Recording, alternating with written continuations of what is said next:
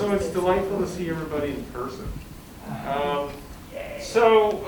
We are very happy to have our first colloquium of the fall semester. And Shweta is going to be discussing her current interest in research today. Shweta was an undergrad at the University of Lucknow in India, where she was a computer science and math major and physics minor. She did a master's in mass communication at Alabama University, mass communications and journalism in India, and a speech communications major master's at North Dakota State. Her PhD is at North Dakota State in interpersonal communication, and I always ask what the title of your dissertation is. A tripartite model of parental attitudes towards children's parasocial relationships, family communication patterns, and perceptions of parent-child bonding, which I'm tremendously interested in. We should talk about that too. She came to Monmouth in 2019 after having lots of experience teaching in India over many years, and she came here as part of being the CSE director, and that sets the context for her talk. We're just delighted to have her here with us and talking today.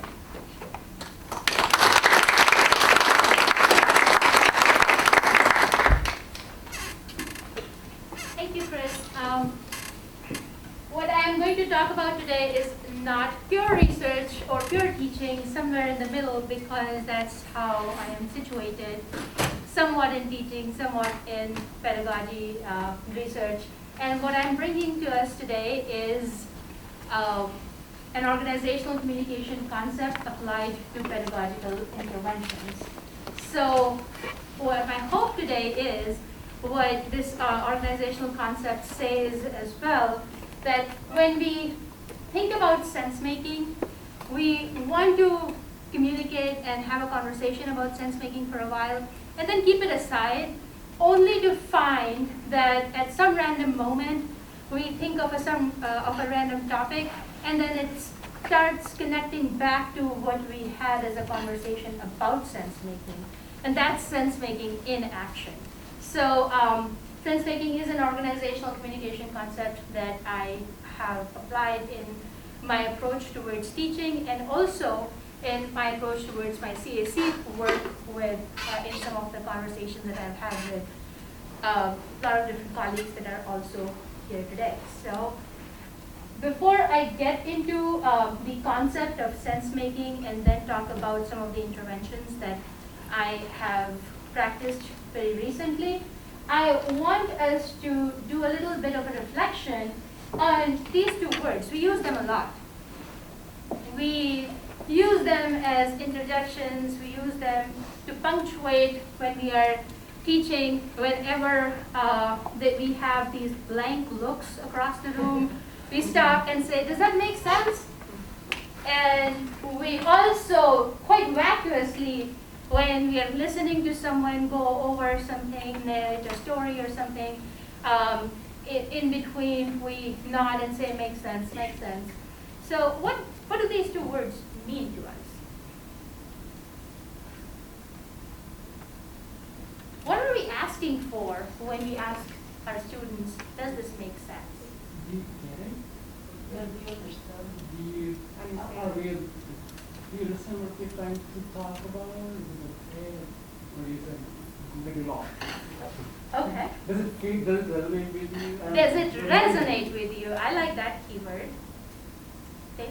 Who's asking for the permission to go on? Sometimes you're asking for the permission to go on. Yeah, but Even if it's not making any sense right now, yeah, let's keep good going. enough is what I'm saying. Yeah. Right. Chris? So I would say for me it follows logically. There are no obvious contradictions. There are no obvious contradictions. Something is getting probably connected, resonated, and if something is not bracketed for now, let it go. Nothing's broken. Nothing is broken at this moment. We don't want broken. Right. So Carl White is the person who introduced this concept in 1995 and talked about that if we want to make sense of organizations, if we want to understand how organizations function or sometimes not function, we need to pay attention to the process of sense making. And he made distinct observations about how sense-making is not just interpretation. Sense-making is not just meaning-making. Sense-making can be very closely compared to the process of creating maps and using them. So we use the world around us to create a map, and then we use the map to navigate the world around us. So it's a process of invention and discovery going on at the same time. Also understood as taking pieces across from our environment, from our past experiences, and putting them together like a jigsaw puzzle. And when something clicks, it makes sense. So that process, when Carl Weick started studying that, he identified some characteristics about sense-making to be looked at from this perspective. We'll talk about those characteristics first, and then talk about how I researched some of that information and applied that into some of the pedagogical interventions that I've done, and I'll be talking about 3 today. But before I talk about intervention, why in the first place did I have to make an intervention? What was it that needed any kind of intervention? So along the lines of sense-making comes the concept of collapse of sense-making. And that is when the pieces are not getting connected. Things are jarring. Things just don't make sense. And I would say this was my experience first semester being in Monmouth.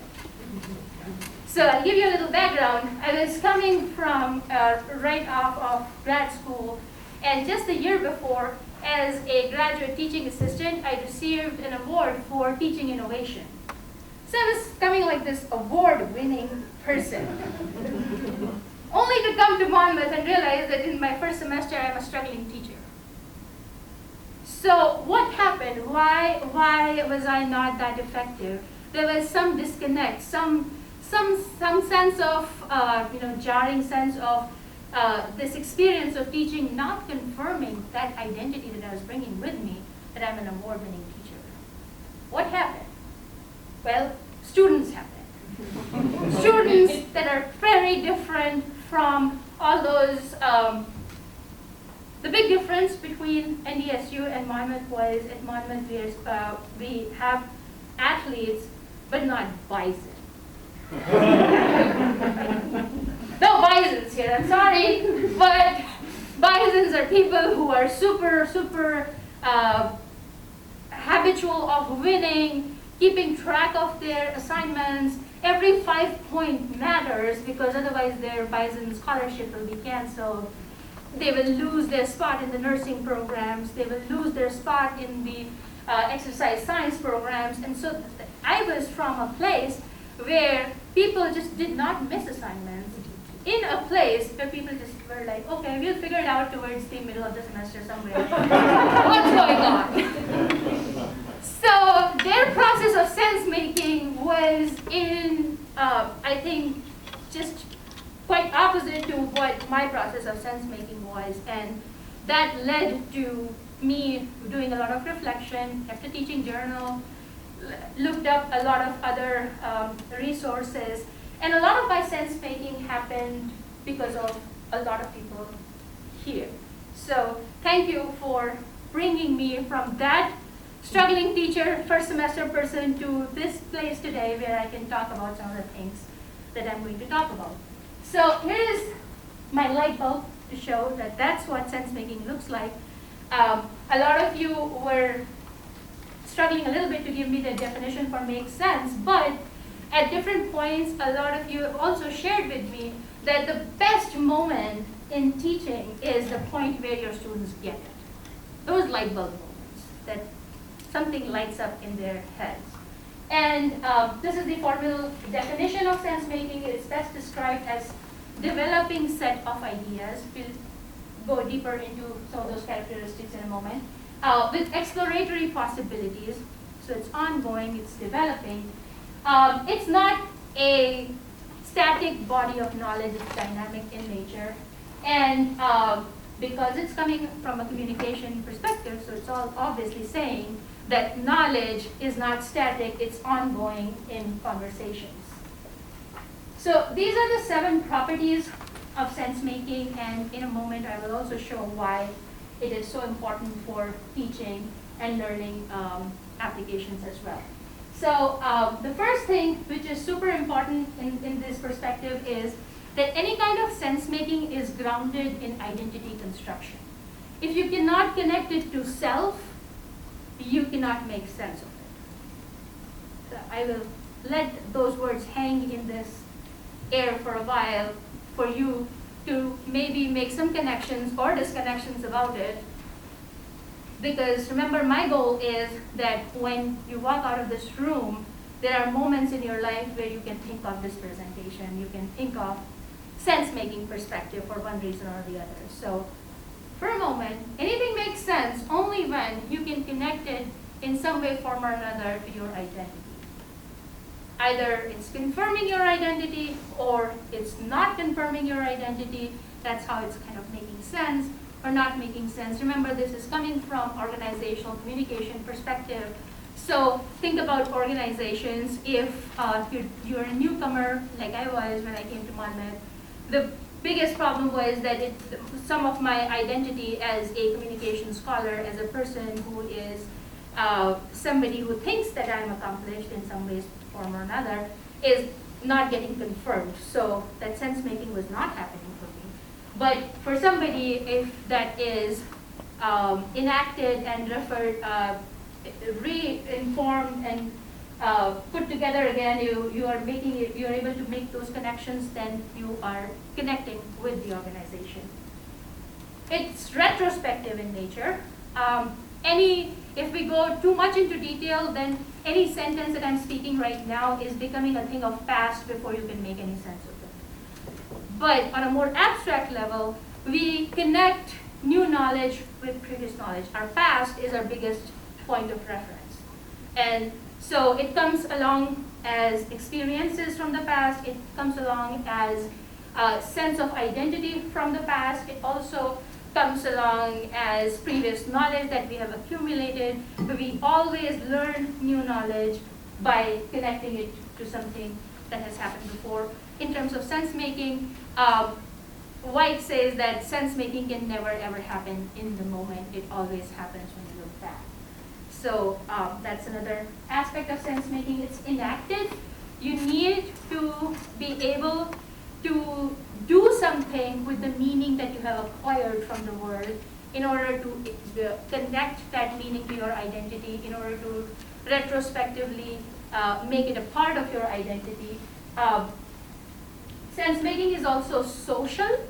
So this idea that sense making does not happen in isolation.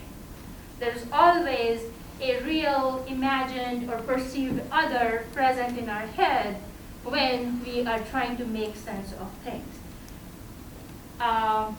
Just by the show of hands, how many of us have seen papers, student papers that are listless and have directionless and just don't make any sense? Right? 2 big hands there. Because they are not in response to anybody. They are in response to a grade, which is not a person.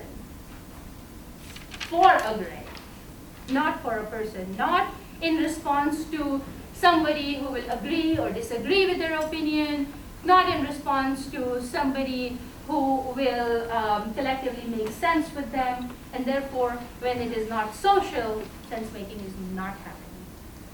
It's an ongoing process. It's something that does not happen for once and for all and forever. If I have come to a point where I started as a person who was trying to make sense of my identity and do something with the situation that I was facing in my first semester, to a point where I can reflect and talk about some of those things, it's not like I will stay in this state forever.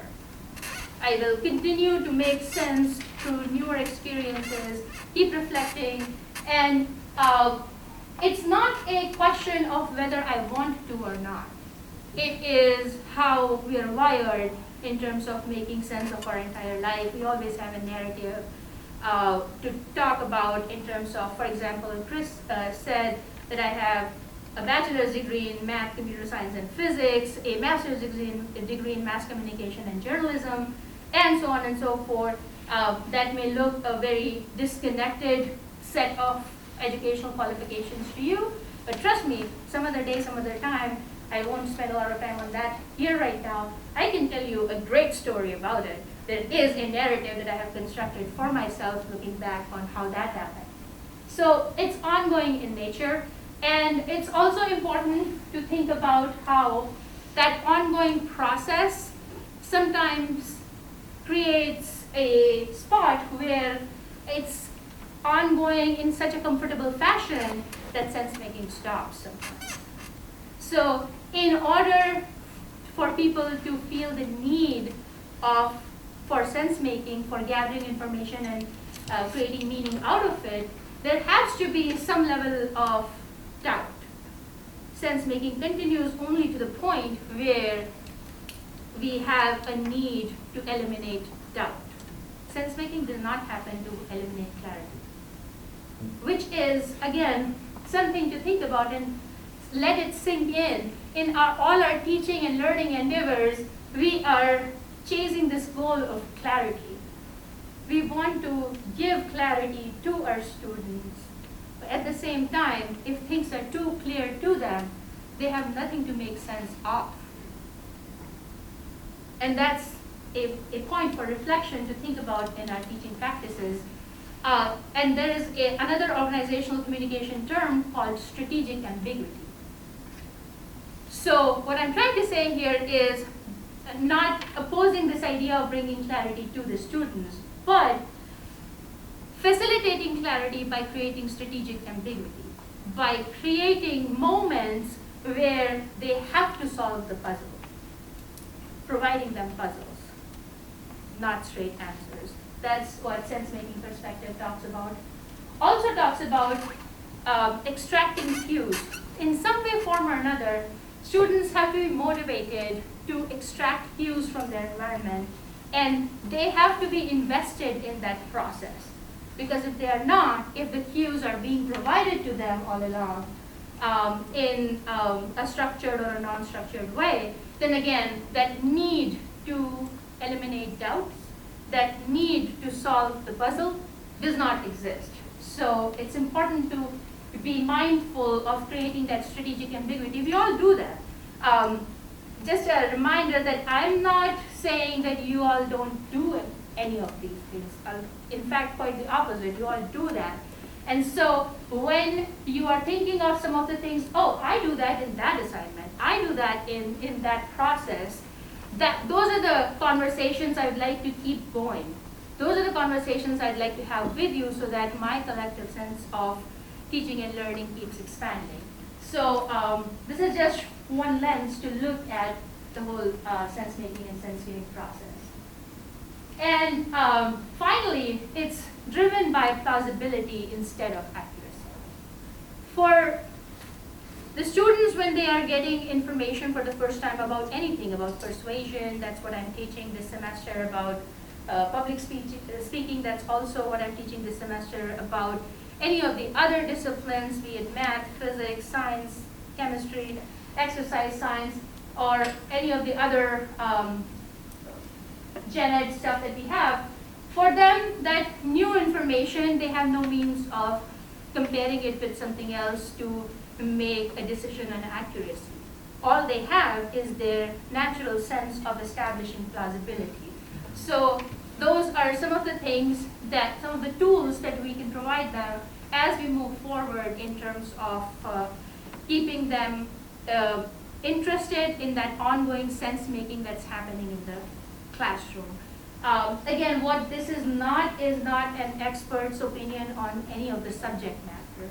It's more like, I'm viewing the classroom as an organization and how do students make sense of that organization.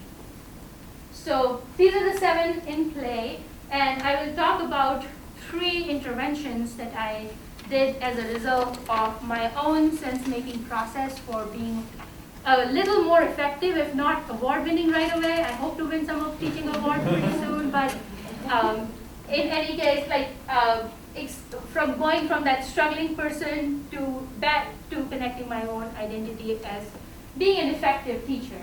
So the first thing that I did this semester that I'm going to talk about is an interactive syllabus. Now there's a little story here too, that Innovation in Teaching Award was for applying co-creation of knowledge philosophy by way of co-creating a syllabus for my media writing class. It was a 300 level class at NDSU, and that process was just amazing. People liked it and they were invested in the process. We had amazing portfolios out of it. But when I applied that same process to my research methods class last spring, there was a huge collapse of sensemaking. Because there are these people in the class who have no idea what I'm talking about when I'm asking to collaborate on the syllabus, because that's not something that they are used to. It just collapsed for them. So this is an adaptation this semester where I took into account the fact that these students are coming from high schools where they have a lot of sense, a lot of practice working on worksheets.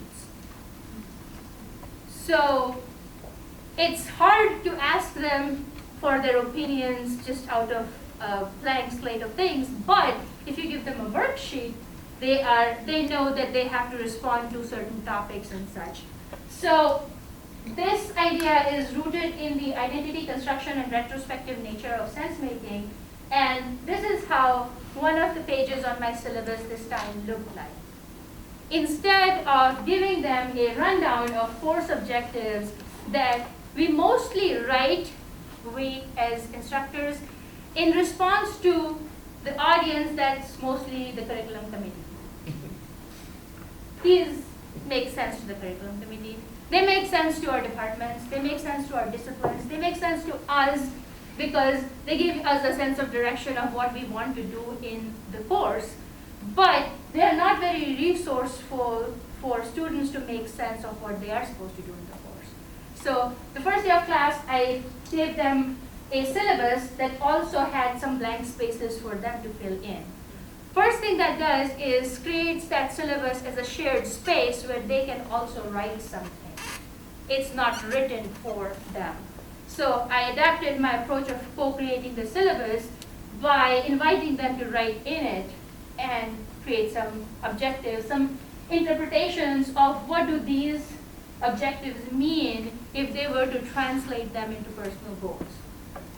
You would think that's a great idea, but it was not as successful right away. Because even then, they did not have much sense of what kind of goals should I have. The best I got was, I want to be happy when I'm speaking. I said, okay, that's a good goal, a good personal goal to your connecting to your own identity, but let's go a little deeper. So one of the days I asked them, I use big Post-it notes a lot in my classes, they help in sense making.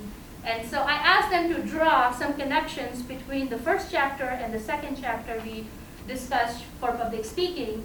And they tried to make some connections. They said that logos is visible in transmission model of communication.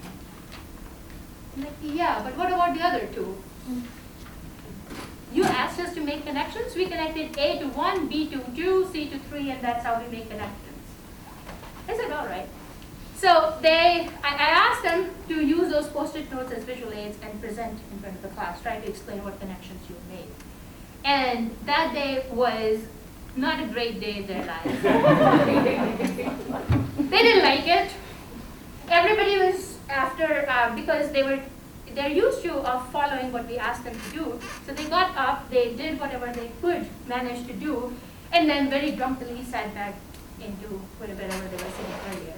And so in that process, I could see on their faces that disappointment. And I said, you know what, I'm noticing that disappointment and we'll make use of that disappointment. Just be with me, okay? So the next class period, I gave them worksheets. And I understand that these worksheets are not very visible to everybody right now, I tried messing up with it, but it was getting a little too much, so I apologize for reading from the slide, which is I'm kind of violating some of the stuff that I teach in Com 101. So the worksheet basically says, what changes would you like to make in your note-taking? The second question is, how would you like to feel when this exercise is repeated in class? And the third is, what steps would you take to achieve goal number 2? And so this is an interesting application of sense-making, the retrospective part in teaching, where you're asking someone to project themselves in the future and look back from there. So asking them that, well, how would you like to feel the next time you want to do this? And I got better, more concrete goals here.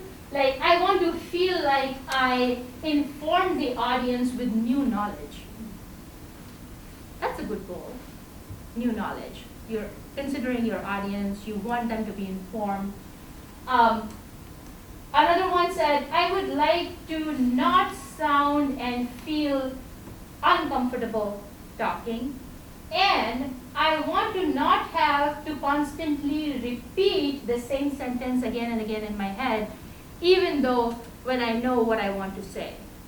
Those are good goals, identification of the things that you would like to overcome. My favorite was, I would like to feel energetic. Because this is the person who, until that day, kept shrouded in his hoodie. In any case, we can't see much of their faces with masks, but even in a hoodie and closed and not accepting any of the content that I'm talking about in class. But that day made him feel that he would like to feel a little more energetic. He would like to be a little more effective. And that's a good personal goal, reflecting on what was the experience like, thinking about what they want to be like, and setting some goals for that purpose. So this way, the syllabus is not a monolithic thing that was being discussed at the beginning of the semester and left there. Instead, that's something that we refer to as we move forward in the semester and reflect on the goals as well. This is a 300 level class for persuasion, and in this class, it was important to set up expectations for each other because they would be working on group projects for creating persuasive campaigns. And so I had a list here, which was more like a suggestion. I just copied and pasted it because I wanted them to create their own. Because their expectations from each other mattered, not just because they were going to work together, also because I introduced another concept of collective note-taking that I'll talk about in a short while right after this.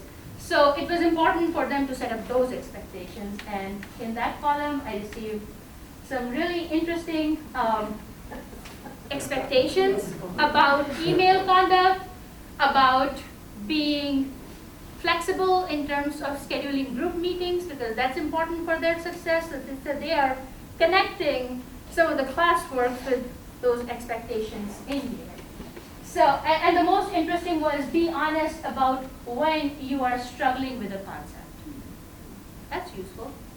That's what I would like to see. When it is not making sense, they have the ability to recognize that and talk about it. And so to implement this further, I introduced this idea of collective note-taking for the upper level, 300 level persuasion class. And that's where I implemented the idea of social, collective, enacted, and ongoing environments. This is what collective note-taking looks like. They sit in a class, in a lab where they have computers in front of them. I create a spreadsheet on Google Sheets for every class meeting. It's a Tuesday, Thursday class, more manageable. Every student has, their names are not on this for obvious reasons, but every student has a row dedicated to their name. And all they have to do is, every time there's a light bulb moment, that's my definition of taking notes. Every time there's a light bulb moment, make sure you note something about it, so that it's not just one person taking note, you are using everybody's collective knowledge to create the knowledge about the subject here. Also, sense-making is ongoing. It has to continue. But what happens when people are, for genuine reasons, good students, unable to make it to class? Or some of those struggling students who miss 2 or 3 classes in a row and are unable to connect back. There's an ongoing document here for them to look back and connect with what's going on in the class. The most useful outcome of this note-taking process was the chapter reflections that I received. I've never received better chapter reflections in my entire life. And I am reflecting on 21 years of teaching here. Never. Because those chapter reflections used to be, again, those direction-less, audience-less reflections. But now, they have spent time generating the puzzle pieces. And now they are putting together a beautiful puzzle when they're doing the chapter reflections. And I see identity construction right through. I'm so glad to see places where they're saying, I've never thought about this like this before. For example, this person is saying, I never thought that stickers, bumper stickers, laptop stickers, or yard signs could be persuasive. They made that connection for themselves. They made the connection that self-persuasion is something that is useful, and they can use all the concepts that are being discussed in this class to guard themselves against persuasion that's happening on social media and several other avenues. That's useful. That's application of knowledge. Also, in spring, I talked about there was a workshop on standard academic English, and I talked about how when we are depriving them of their first drafts that get written in different kinds of versions of English, vernacular in their own language sometimes, what happens is we're denying them the tools that they're familiar with. So they don't have anything to construct knowledge from. But here, that highlighted thing which you cannot read is in Spanish. Jennifer is nodding. Can you say what it is?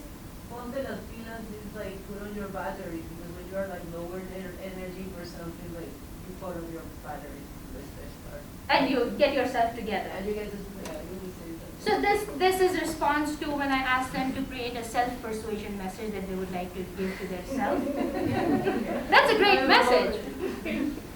It's not only a great message, it's also something that makes sense for somebody whose first language is Spanish. Why would they speak to themselves in English? I can go to Spanish. Right.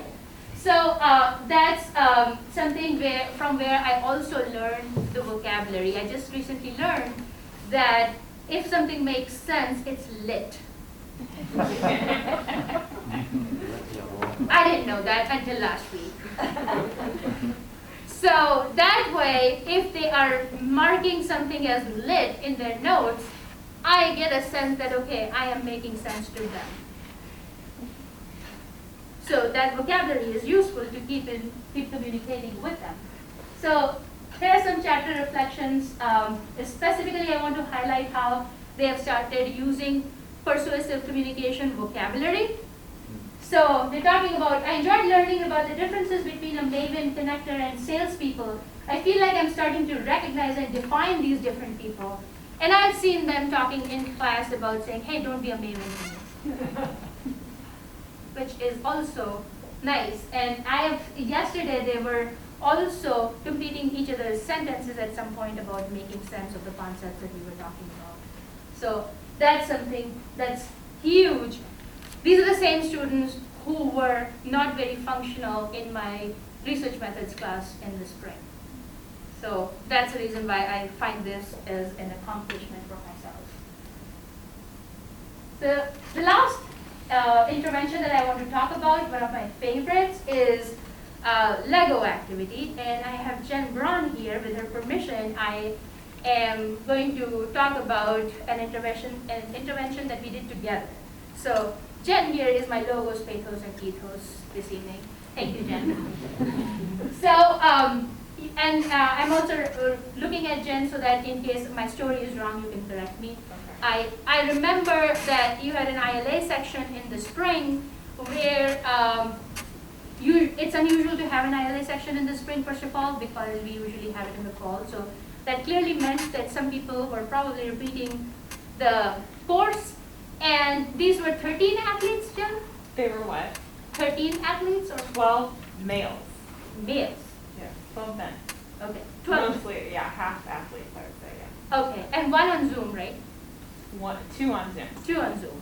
And so the concern there was that these people were just not talking in class.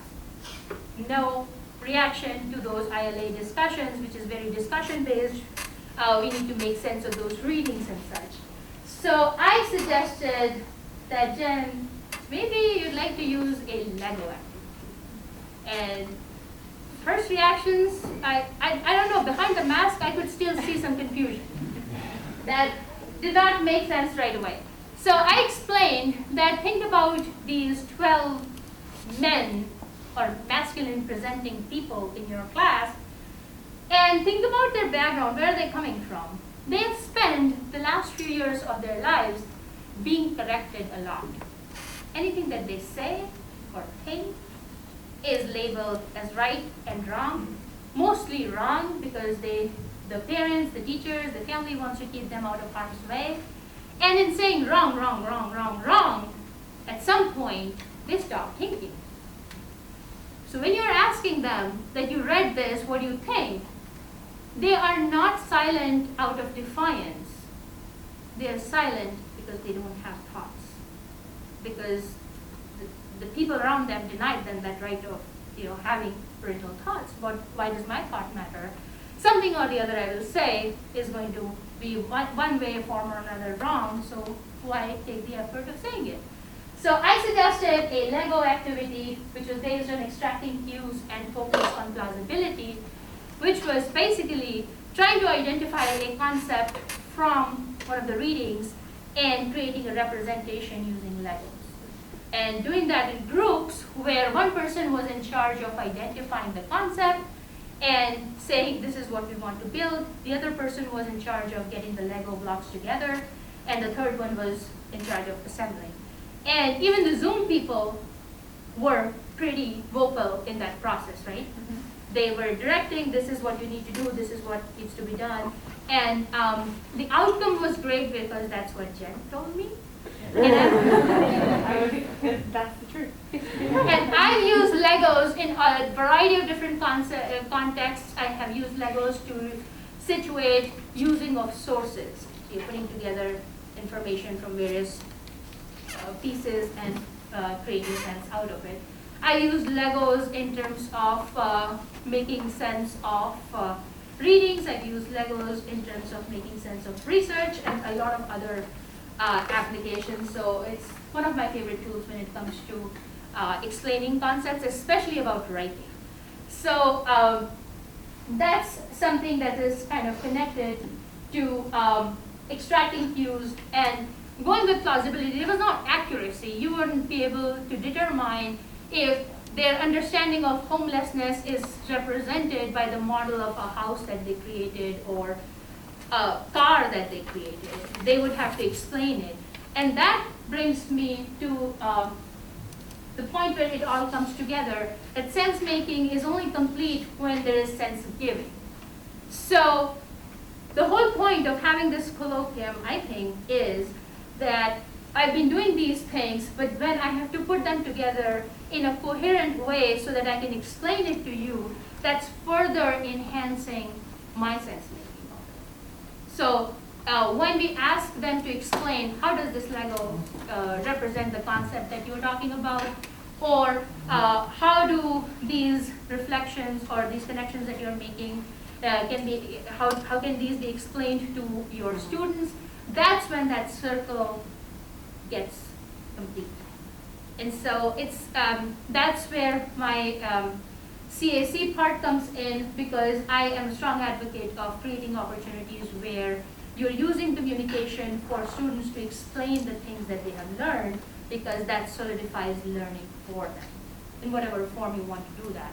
It's not always in asking them to stand up and present.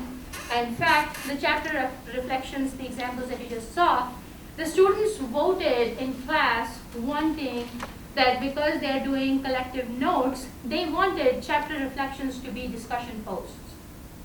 That was something that they wanted. I did not require them. I thought that chapter reflection is something that they would like to do on their own. No, they want discussion posts, and in order to make the best sense of things, they refer to each other. Erin said this in class today. this is what it made me think. This is where I'm applying it. Here's how I will use it in my persuasive campaign. So that application is ongoing, and they're complementing, sense-making and sense-giving are kind of complementing each other. So where am I with reference to the story that I told you in the beginning, where I was struggling in that first semester? Now, when I think of sense-making, I feel like when students are not following norms, it doesn't upset me that much. It motivates me to re-examine those norms and see what can I do to create enough strategic ambiguity for my students' learning environment where they can make sense. Retrospectively, in an enacted and ongoing environment, and most importantly, the sense that they make is constructed and congruent to their own identity so that they can use that information. So for now, that's all that I have to share with you. I'd like to get some questions or some sense making here so that that process continues for me as well. Thank you for listening.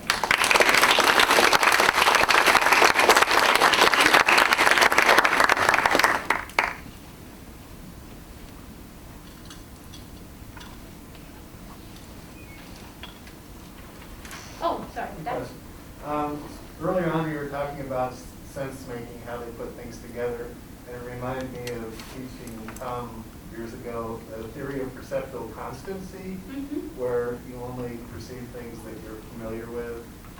And is that part of that, the thought of like visual stimuli or whatever, or oral stimuli? For sure, that is, because if you don't recognize it, you don't connect it with something. Recognition means that you're talking about something that you know from the past and you're connecting something from the present to it. So even when we are learning something new which we don't recognize from the past, we try to connect it with what we know. And I think that's one of the foundation steps for ILA, becoming that lifelong learner. And that's something that is very strongly emphasized in ILA because I've heard students say it when it clicks for them. So, yes. Mm-hmm. So how does intuition fit in here?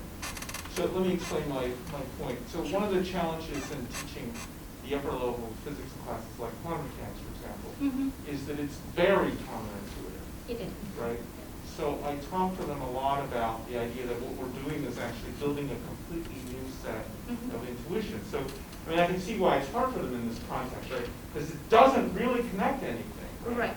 So is there some discussion or theory about what happens when you're trying to do things which are really genuinely not connected? Yes. And really new? Yes. Yeah. So in its original form, because it is an organizational communication perspective, they've studied situations like 9/11. Right. They've studied situations like firefighting situations where things just don't make sense. A very interesting case study, if you want, I can share that with you, is I was not here in the US at the time, so I'm not familiar with the history, but there was a huge fire called Man Gulch Fire, where these firefighters were trying to fight, and it is one of the biggest tragedies in terms of firefighting in the US, documented as that. And White studied what happened there, why the sense-making collapsed. And so he figured, in a nutshell, if people are unable to connect back to what they know, then it is very difficult for them to move forward. So the intuition development thing, and I say this with a lot of responsibility because, like you mentioned, I had physics as a minor for my undergrad, so I understand what you're talking about. There's a reason why it was left as a minor and never pursued back again. So in that, we want to examine what do they know and try to give them some strategic puzzles to solve, to connect, to have at least one moment where that intuition fires. So one of the things that I find happens that I have to give them permission to not understand. Yes, that's a great way to go. Right? Yes. So I tell them, look, I've taught this class for years and years, and I feel like I'm beginning to understand it, Yes. right? And that, no, you are not going to be expert at this in a semester. Right. And sometimes that sort of giving them permission to not understand, but still keep trying, Right. right? Right. Somehow is helpful. And taking smaller steps towards it.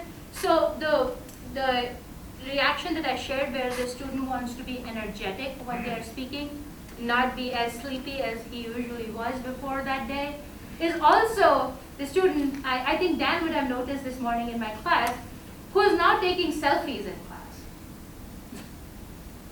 So I'm like, okay, I can take it here a little bit in terms of you coming out of your shroud. I will deal with the taking selfies matter at a different time. At least you're present. At least you're present. So I'm going to allow that unacceptable behavior of using a cell, not just using a cell phone, but taking a selfie. Apparently that's part of him, which is so prominent in his behavior or so uncontrolled in his behavior that he was hiding it under his hoodie. When I took him out of his hoodie, there came the selfie behavior. I have to work with that, but that's okay. That's better than the hoodie behavior. So I agree with you that you have to create that moment of allowing them to make some mistakes. David. So I find a lot of resistance from students when I name, I know transparent pedagogy is a big thing. Here's what we're doing, here's why we're doing it, here could be some of the benefits for you, for us as a class. And I find them to be resistant because the pedagogy often that they've had up to this point was so obvious to them. I'm going to tell you stuff, you're going to put it on the worksheet, I'm going to give you a grade. Yes. It strikes me that you did a really tricky job there of giving them familiar things like worksheets that were then turned, not against them, but turned in the favor of a more active dialogic pedagogy.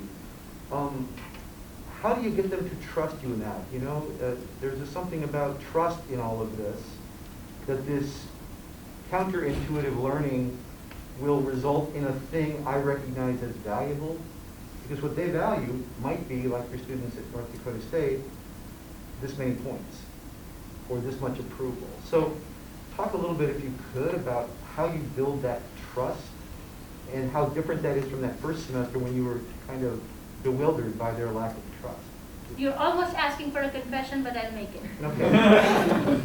So it is a huge shift for me in terms of my own identity as a person who wants to control that structure to a person who wants to allow them to make some mistakes.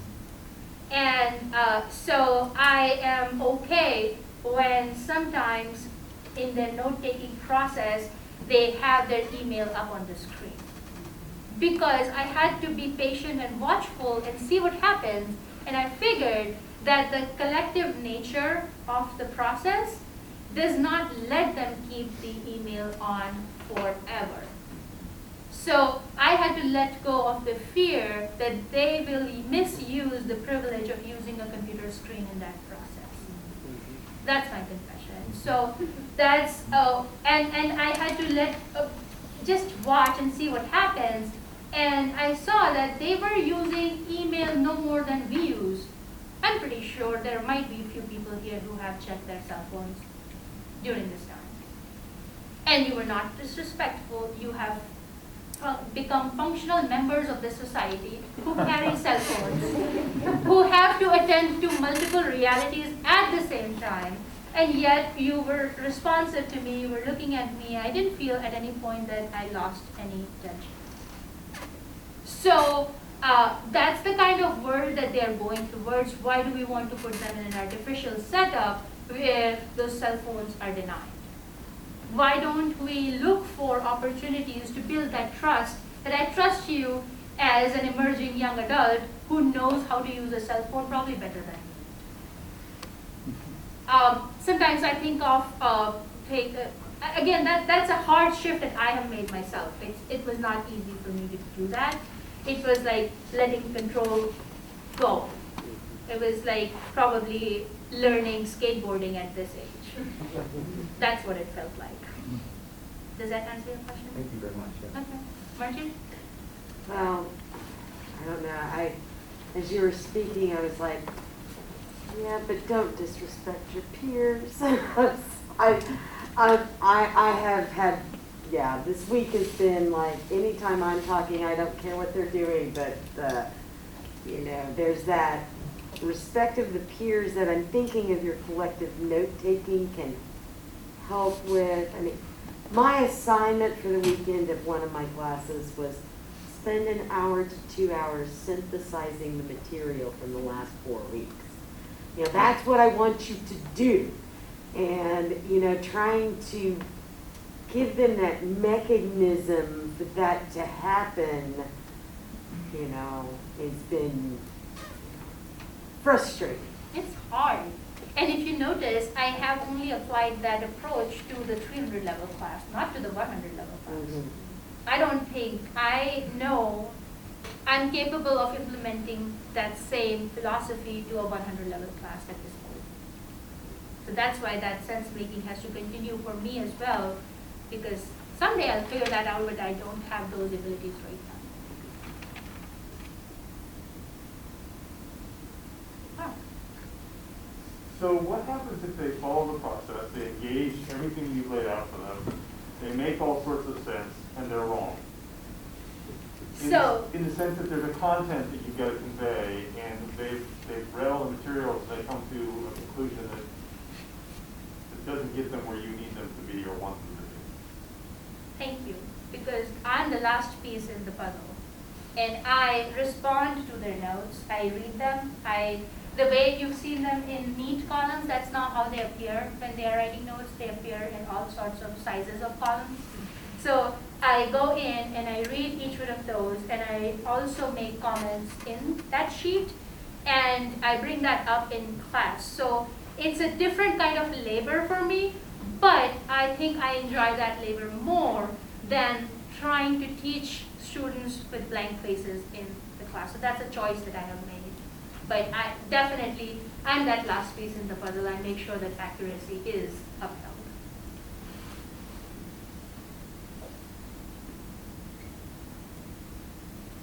Francisco. I have a less practical question. Okay. I'd like to know how do you see this model in terms of opposition to other models? So you are speaking about intervention, interactive, ongoing, so I assume like there's an old model, and this is like a response to that old model of one person with all the knowledge and trying to transmit to the students. That would be like one old model. So for you, this is like a new version of the old model, or is like something in contrast of the old model? Because I'd be interested in knowing if it exists like a neoconservative model of teaching. Okay. So David asked for a confession. You were asking for my entire toolbox. And here you go. Okay, so this is not a pedagogical model. This is a model for making sense of organizations. And I looked at, because I go to different kinds of conferences on writing as well. The most recent one was IVAC, which is Writing Across the Curriculum, this summer. And they were talking about things such as math thesis, like applying the thesis statement concept to math concepts and understanding some of that stuff. And in what they talked about, the references they cited that was interesting to me and I looked up.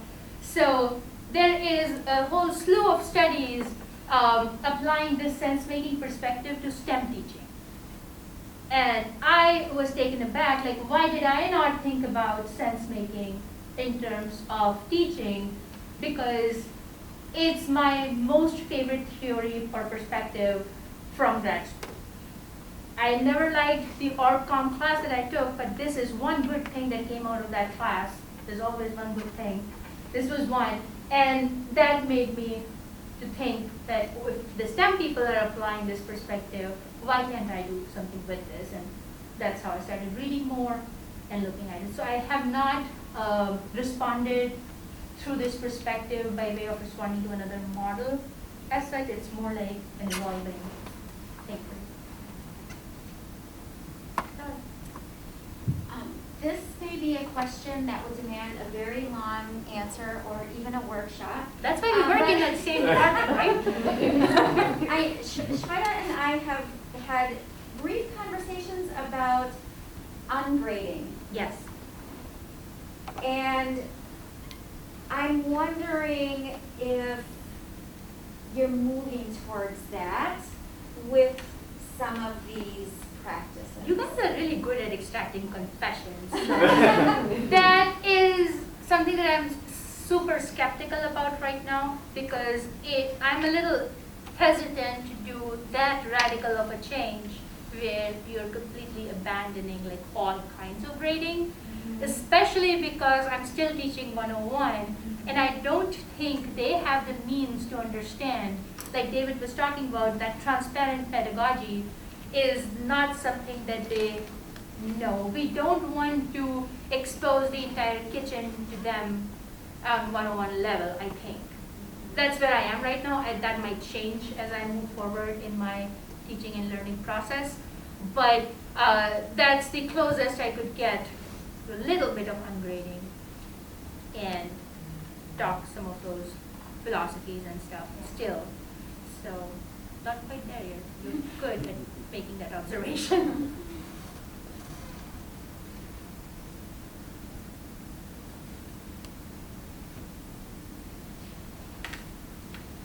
So let's thank Shweta. Yeah.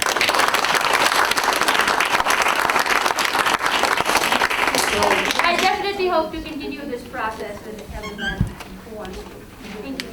Please watch your email. We'll have a colloquium next week, and we'll send announcements.